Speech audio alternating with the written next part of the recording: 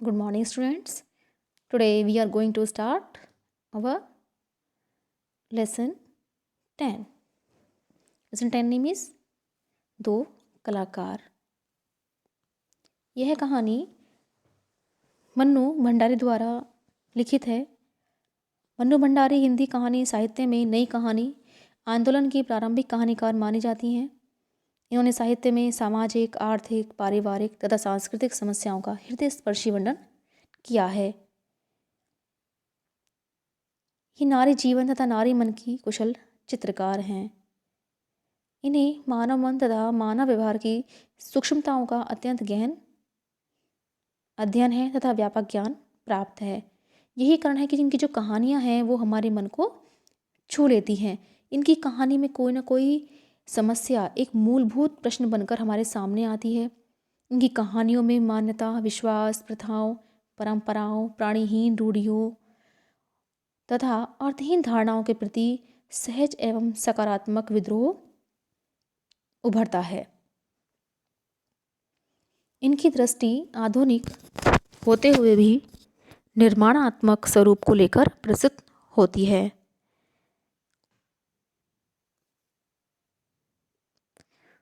उन्होंने बड़ी ही कलात्मकता के साथ नारी के मन में उठने वाले विकारों की स्थिति विशेष में पुरुष के मन में उत्पन्न होने वाली शंकाओं, ईर्ष्याओं, मनमुटावों, विरोधों आदि को अपनी कथा वस्तु के रूप में स्वीकारा है।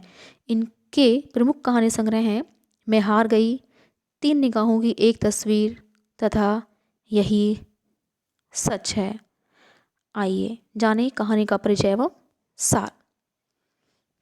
बच्चों, सबसे पहले आप इस कहानी के जो दो मेन पात्र हैं, यानी कि आप समझते हैं कौन कौन है, चित्रा और अरुणा, इन दोनों को आपका परिचय देना है, अपनी नोटबुक में लिखना है।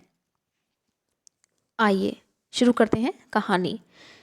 कहानी में दो कलाकारों का चित्रांकन किया गया है। दोनों के क्षेत्र अलग अलग हैं। अरुणा और चित्रा दोनों सहेलियां हैं। दोनों हॉस्टल के एक ही कमरे में रहती हैं। अरुणा समाज सेवा के कार्यों में व्यस्त रहती है।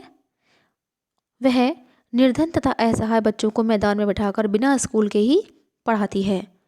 अरुणा की सगाई मनोज नाम के युवक से हो चुकी है। उसे सड़क पर बैठी रहने वाले भिखारिन की मृत्यु पर बहुत दुख हुआ, विशेषकर उसके बच्चों को अपनी मृत माँ के शव से चिपक कर रोते हुए देखकर वह इस पीड़ा को सहन नहीं कर पाती है और उन दोनों बच्चों को अपने साथ घर ले आती है। लेकिन जो चित्रा है वह भिखारिन के दृश्य का चित्र बनाकर विदेशों में बहुत प्रसिद्धि प्राप्त करती है।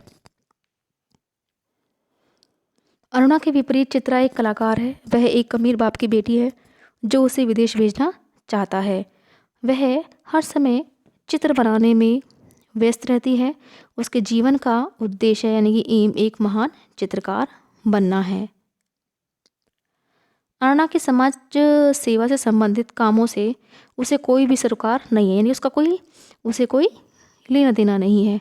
तभी तो एक दिन अरुणा उससे कहती है कि कागज़ पर इन निर्जीव चित्रों को बनाने की बजाय यदि तुम दो चारों की जिंदगी क्यों नहीं बना देती, तेरे पास सामर्थ्य है, साधन है।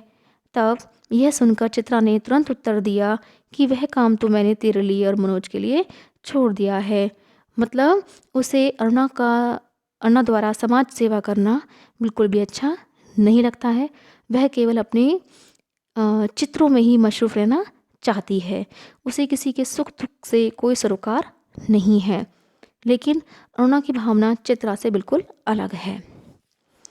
चित्रा और अरुणा में कला और जीवन को लेकर, क्योंकि चित्रा के जीवन में कला का महत्व है और अरुणा के जीवन में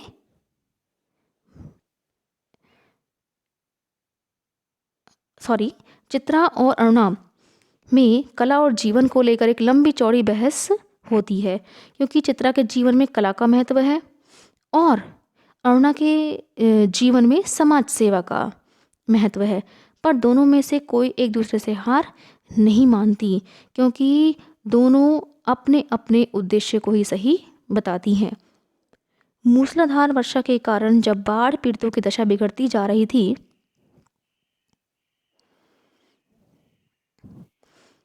तब अरुणा सारे दिन बाढ़ पीड़ितों की सहायता के लिए चंदा इकट्ठा करने में व्यस्त रहती थी। उसे अपनी परीक्षा का भी भय नहीं था।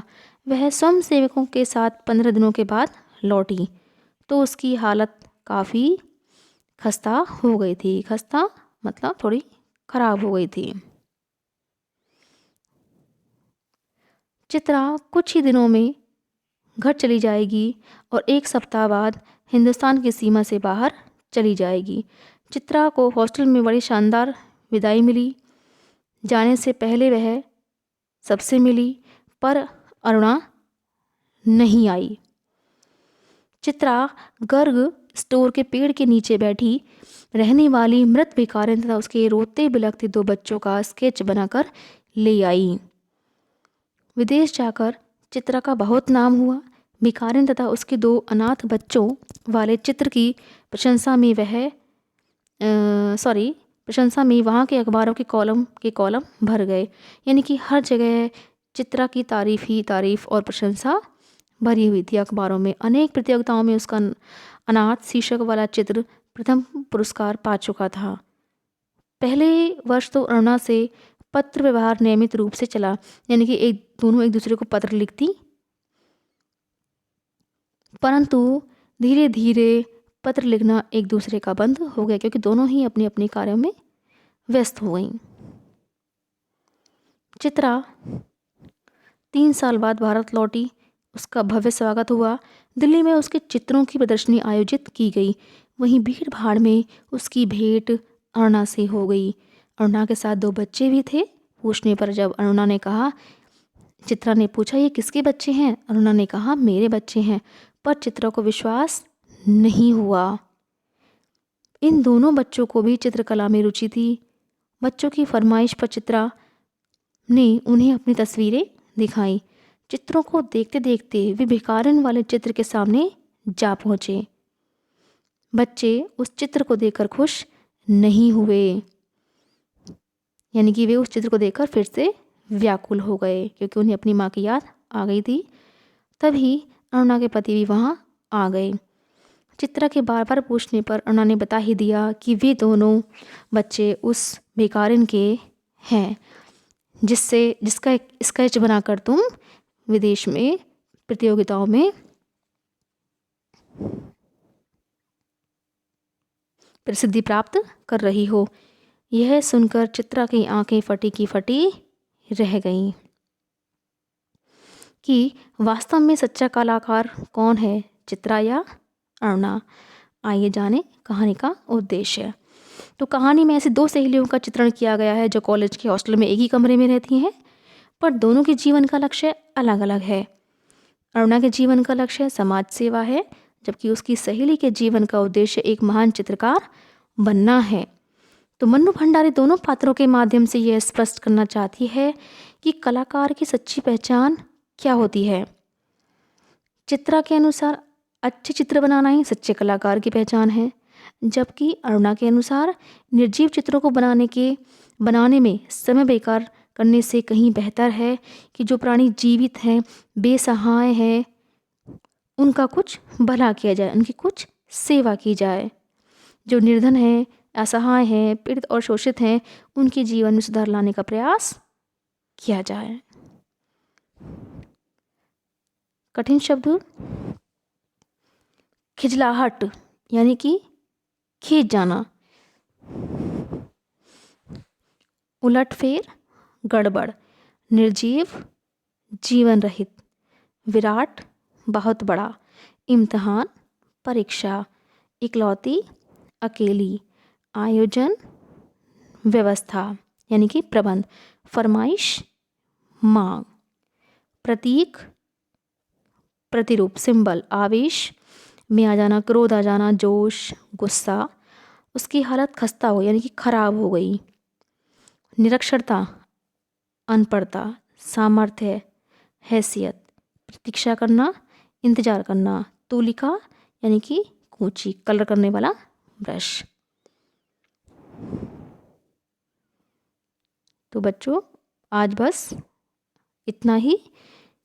नेक्स्ट सेशन में हम आपको चैप्टर से संबंधित क्वेश्चन एक्सप्लेन करेंगे। सो आप इस कहानी के पात्रों का चरित्र चित्रण अपनी कॉपी में लिखिए।